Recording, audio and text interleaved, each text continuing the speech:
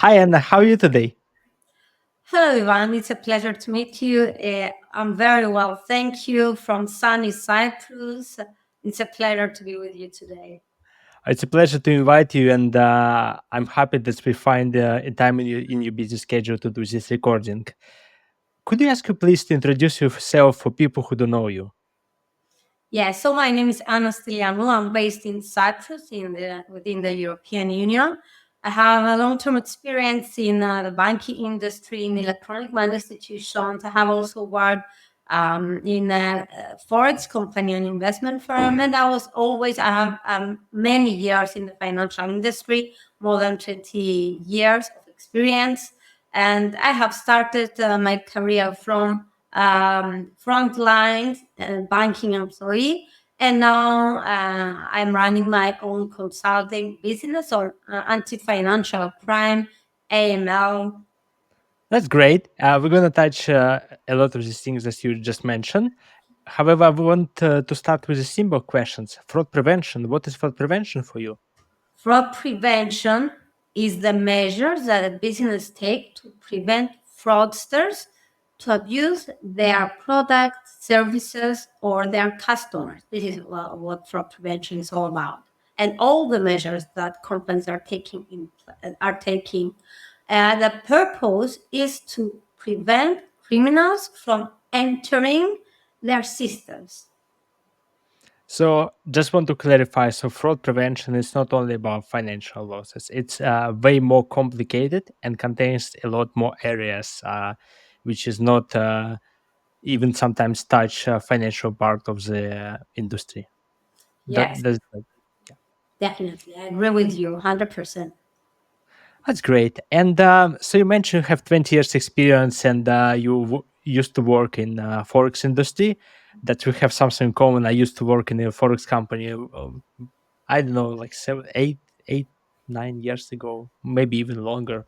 However, why you decided in the first place to go into this particular path is like in fraud prevention? What was your first entry point, and why you decided to join this area? Well, my specialization is in anti-money laundering, but fraud and money laundering, although they are very different, they are very connected because if there is, when there is fraud, there's also money laundering. Fraud is the crime. Money laundering is the process to launder the proceeds of a crime. So they are very related. Now, in fighting fraud is everywhere. In every financial institution that I have worked, fraud was a great problem and a big area of anti-financial crime compliance. So if you're working in AML, you will have to also learn and deal with fraud and fraud incidents. Now, imagine someone who is working in a bank. Banks are very vulnerable to fraud. Why? Because this is where people have their money. They hold their money in a bank. So fraudsters are looking to attack banks on a constant basis. Let's take, for example, now let's see what banks are doing to prevent fraud. To prevent fraudsters from entering their systems, just to say it in simple words, they have, for example, ID verification solutions in place, which is an important element not only for fraud prevention, but also anti-money laundering prevention, because in both areas, criminals are trying to hide themselves, their real selves, from the bank, and they are trying to use manipulation to pretend that they're someone else. So I have joined the anti fraud area because it was part of my financial environment, my working environment. As I said, both crimes are connected and interrelated.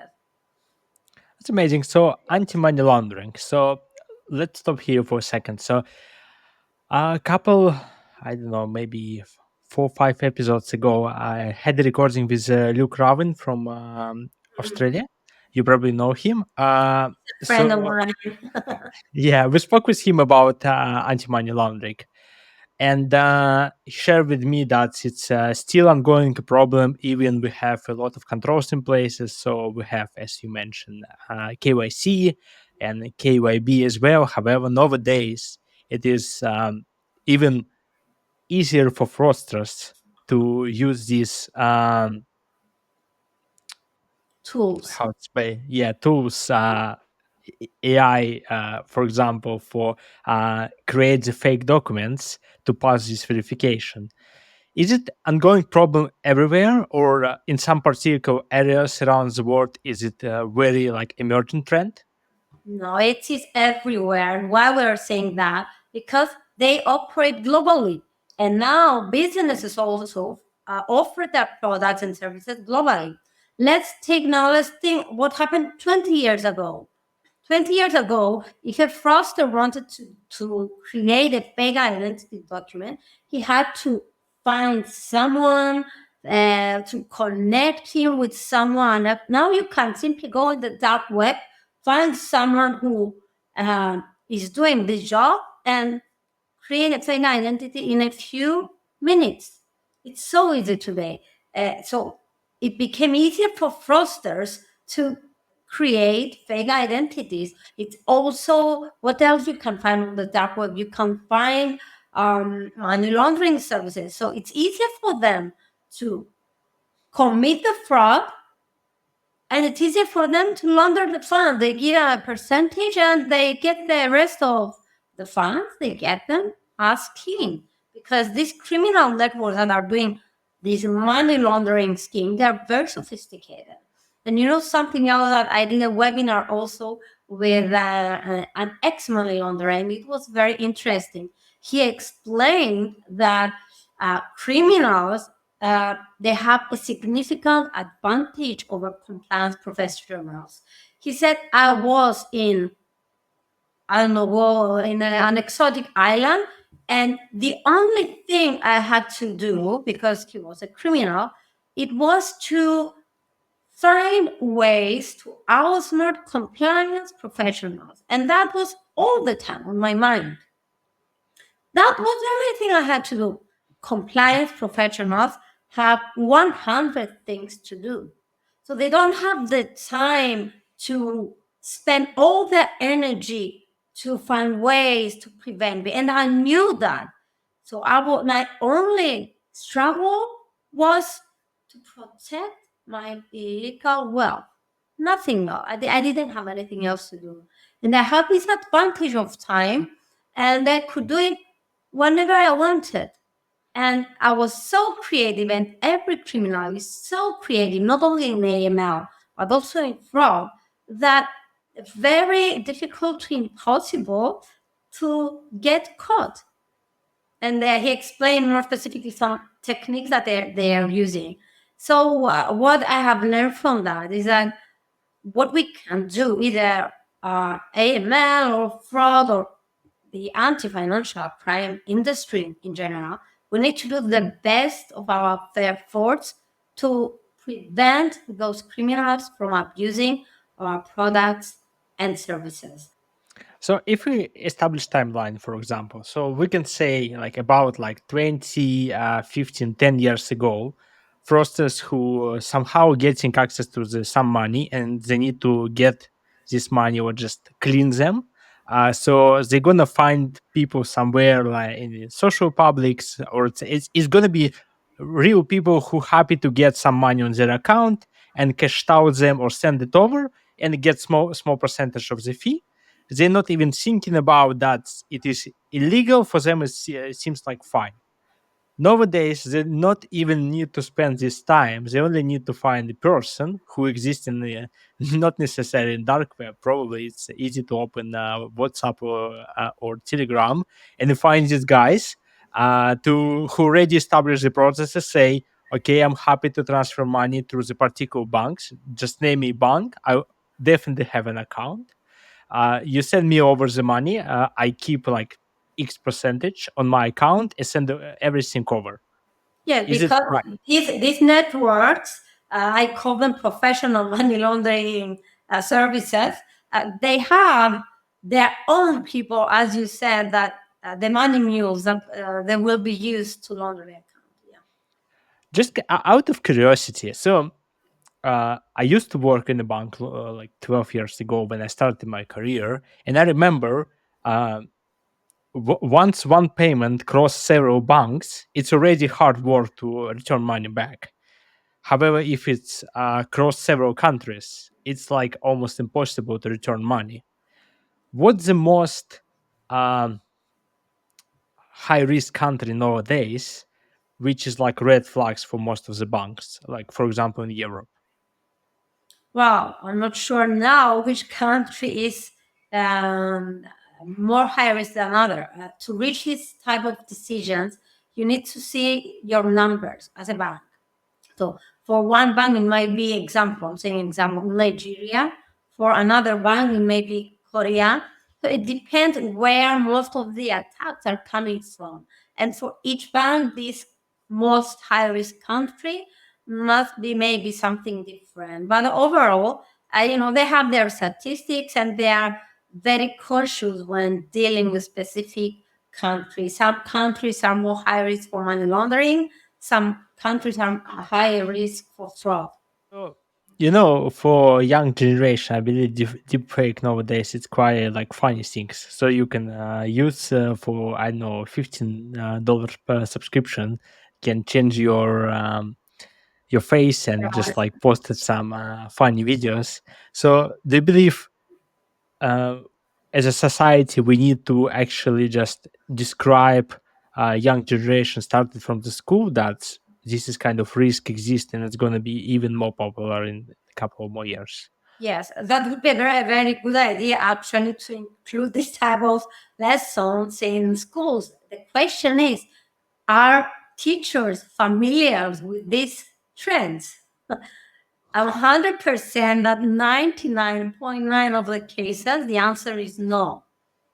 Because they are not, you see, schools are not innovating. They are, the last 50 years, maybe 100 years, nothing changed in schools. They use the same methods. So now we are talking about innovative trends. They need to first be educated and then educate the kids. But yes, that would be great to educate our children. From there on, in my own belief is that it's up to the parents to educate their kids. And for us who are active on social media, I'm very active on social media. If someone wants to follow me on LinkedIn, to increase awareness, to make people care. Why? Because we want them to protect themselves. But what actually the most scary things? So I understand the like deepfake is a kind of like the issue nowadays because it's easy and a cheaper way to create documents and create a good one. However, should it be on another side, innovation helps, for example, banks to, I don't know, increase accuracy of their system, or the fraudsters way more ahead of the bank system that exists around the world? What happens usually is that companies offering this type of solutions like diversification, emails, transaction monitoring, what are they doing? They're looking at the current trends and they're trying to catch up. So we have the criminals who are using innovative methods, and then everyone else is following to trying to catch up with those trends. It's not the opposite that happens. Let's not forget that money launderers and fraudsters were the first to take advantage of Bitcoin and then blockchain technology. They were the first to use it. And then everyone else came. And then we have blockchain related solutions came in the market. So I would say it's first the criminals, 1, 2, 3, 4, 10 steps ahead. What's your personal opinion about like crypto in general? What do you think about it as a tool? Is it going to be a future of financial institution, or it's just like something that's popular now and it's going to be way less popular in like couple years? Well, I'm not a supporter, I'm not against, but I'm not a supporter of any type of crypto investment or crypto coin or anything else. But I truly believe in the blockchain technology. I truly believe that whatever is built on blockchain is, first of all, more secure. I like the fact that everything is transparent. And yes, those coins that exist all over the world are based on Bitcoin. And this is why what excites me, the technology and the products that they come. You see that even there are even AML solutions that are blockchain based. So I believe it's the future of finance, but it will take a lot of time for people to get familiar with it and really accept it as a means, as a solution to many of the problems that we have today in the financial industry. I'm not saying that it will solve all problems, but it has the ability, blockchain has the ability to solve a lot of problems, in my personal opinion, always. That's great because in my mind, when I'm thinking about crypto, of course, if we remove out of the scene these guys who just like doing a lot of the horrible stuff and using the crypto as a moment for getting send money over, I believe this is something that's supposed to be exist because the people less and less trust traditional payment methods, and for them it is something they probably going to use um, as a simple version rather than existing like processes in place. In my personal opinion, that only because of the crypto we saw how this financial institution like progress and change for the past like 3 4 years, how this like booming happens. That's like um correct me if I'm wrong, but 5 years ago to send money from one bank account to another bank account it was like 5 7 working days, in some instances 10 working days. Nowadays it's like 1 2 days, and it's only because people find a way how to do it like faster. Banks don't want to um, remove this piece of pie from their financial fees. Yeah, and I probably now we have instant payments also in Europe. We have instant payments within 10 seconds. And yeah. in all those 10 seconds, the bank needs to conduct some checks. A really innovative technology. Yeah, I mean, the financial industry is progressing. It's progressing. It has its pros and cons, of course, because if you send the money and you made a mistake, you cannot get them back. But or it's difficult to get them back. But it's still something that the experience of being able to do a transaction and you know that the recipient will receive it within 10 seconds. It's a very good customer experience. Have you ever been victim of fraud? Not yet. Why am I saying that? I believe that nobody should be confident that will not be a victim of fraud. And I'll give you an example. And just to understand how I protected myself, my daughter came and told me that she saw something online from a shop that we know. We buy from that shop. Okay, we buy it from the shop that they have here in my area. But she found it online and it was on sale. I said, okay. I checked the domain. I always check that. It was .com something. I said, okay. And it looked like it was that shop. When I go to buy, I said, I'm going to use a disposable card for that purchase. It was something €5, something very cheap. I'm going to use my disposable card. I don't know them. I don't know their online store. So I use that. And then they tell me your card has been declined. Please click here. I told my daughter, wait, I'll make a research. And I Googled the company's name that I wanted to buy. And I realized that website was a fake one that I was trying to buy from, although looked very legitimate and the picture and everything. So I didn't proceed, of course, to that. But think now how easy it is to be a victim of fraud. It was a disposable card, one use. I mean, they cannot use it anymore. But see how dangerous it is and how easy you can fall a victim of fraud. They didn't Yeah, take the money.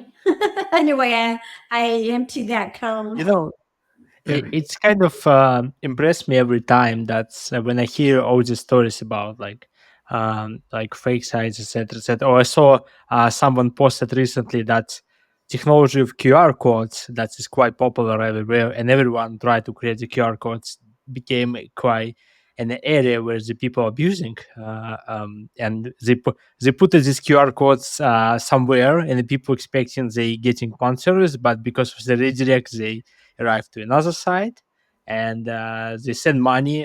They expecting they getting service, but they only remove the money. And all these areas, like Jenny Oh, speaking, I really agree with you. I saw a video. It was a QR code on an ATM of a bank, and there was a sticker with another QR code, exactly the original sticker. So there was the sticker of the bank and another sticker above. And that sticker led to a website which was very similar with the banks. So you understand, it's not about being smart. I'm too smart to get caught. No, there is no such a thing. So everyone can be a victim of fraud. Fraudsters are very smart, are becoming they are sophisticated, and they're, as I said before, their job is to find ways to trick people. We have 100 things to do every day at least, and they don't have anything else to do. That's their job, to find ways to exploit weaknesses. You don't walk on the road and say, is there fraud here? Is there fraud there? Is there fraud there? You're not doing that all the time. So it's very easy, to be a victim of fraud. Let's see. So let's do it this way. So can you give us 4 or 5 advices how to stay safe nowadays and try to avoid fraud? So you already mentioned the first one. Try to use disposable guard if you're not sure, because at least it's going to prevent you Even from if you're nothing. sure, honestly, I wanted to attend a webinar um, 2 months ago, and they asked me for a payment. It was okay. I wanted to buy that. I tried to use disposable card. They didn't accept it. It was legitimate because it's a lady on LinkedIn. I went through her LinkedIn. Anyway, it was legitimate. It didn't accept the disposable card. I didn't buy the webinar, the seminar. That's how I work. If you don't accept disposable card, why? I'm suspicious.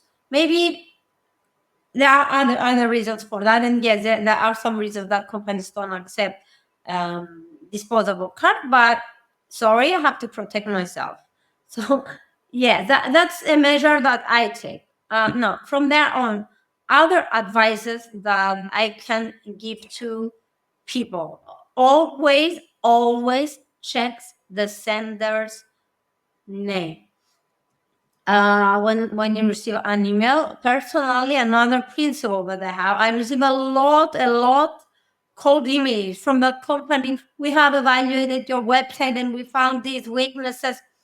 Who are you? Where did you find my email? I don't have my email anywhere. That email that answered the emails is not registered or LinkedIn or anywhere else. So what? You stole it from somewhere, you bought it without my consent. I'm not replying. So that's a principle that I have. Reply only to people that I know. So I'm very careful.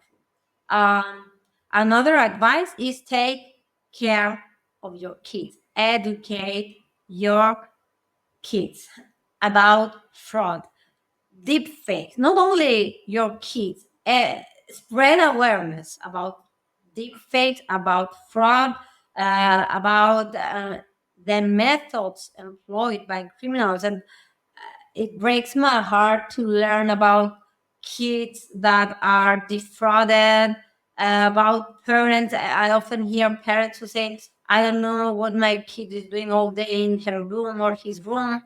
It's very, very scary. So that's another tip I have to give. Uh, Spread awareness. The more people they know, the better for us. That's good. That's a great question. I believe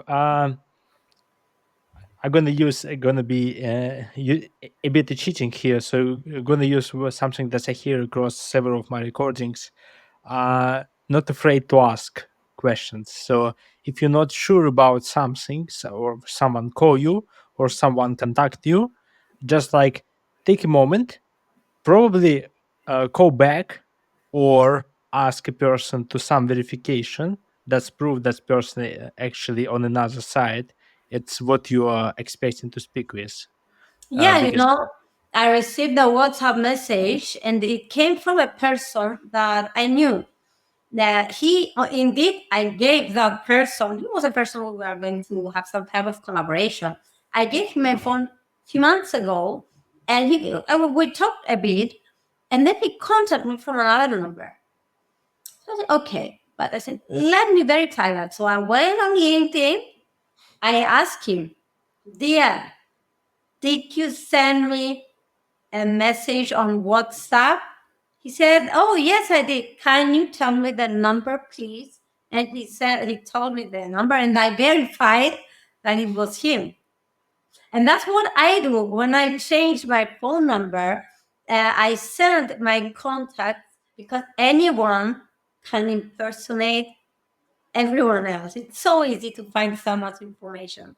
And you know what they say that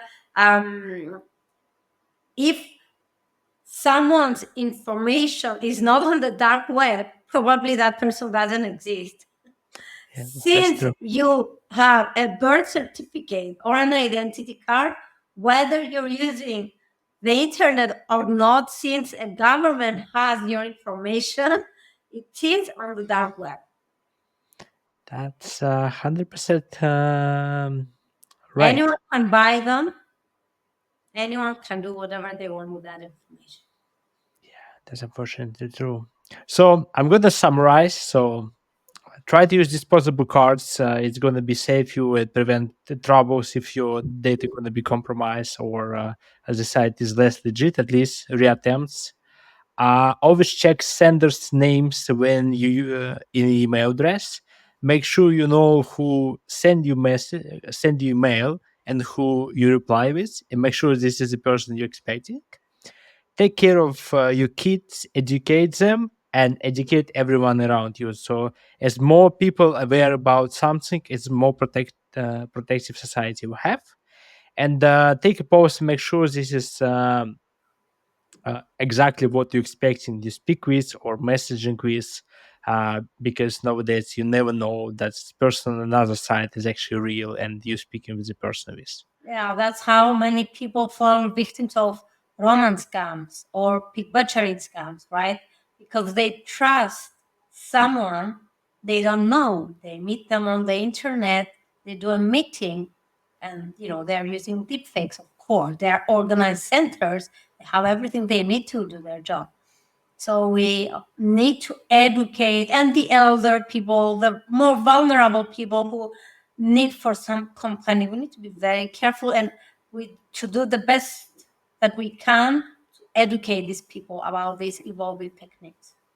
What skills do you believe is the most important to working with in the fin crime or and ML area nowadays? Is it specific skills or maybe certificate you would recommend people to have to start to work in this area? I don't believe that much in certifications. I believe that certification is something that you can get at any point of your life when you have decided what you want to do, not before you start doing something. Why?